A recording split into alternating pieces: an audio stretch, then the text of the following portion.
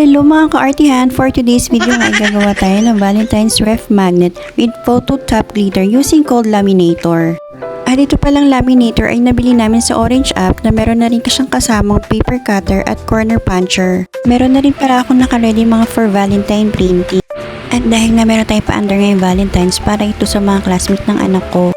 At ang ganda pala na itong nabili kong photo glitter paper. Buti na lang may napanood na akong video nito kung paano maglagay. Hinayang kasi ako kasi ang ganda ng glitter paper pero okay lang kung magkamali.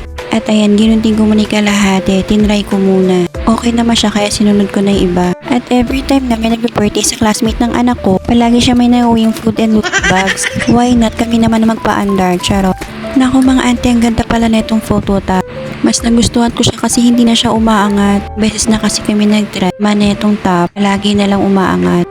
Pag nasa crafting business ka pala, talaga marami mga pagkakamali. Pero dun ka rin matututo. Meron nga akong assistant dito na makulit. Gusto niya siya yung tagalagay. Very good naman talaga tong batang to. Ay siya, umpisa na nga natin maglagay ng magnet para matapos na tayo. At tinanong ko na lang pala yung anak ko kung ilan sila lahat sa klase. Hindi na lang sakto yung nagawa ko. Meron din pala akong sample dito for picture. Grabe, ang ganda. Syempre, hindi mawawala yung back para malaman din nila kung ano ba itong bibigay natin. Mga ante, sa mga gustong umorder, ng pa-customize or personalize, depende sa gusto nyo. Pwedeng for souvenirs, wedding, baptismal, or any occasion. Oh, diba? Ang cute niya. Hanggang dito na lang. Bye!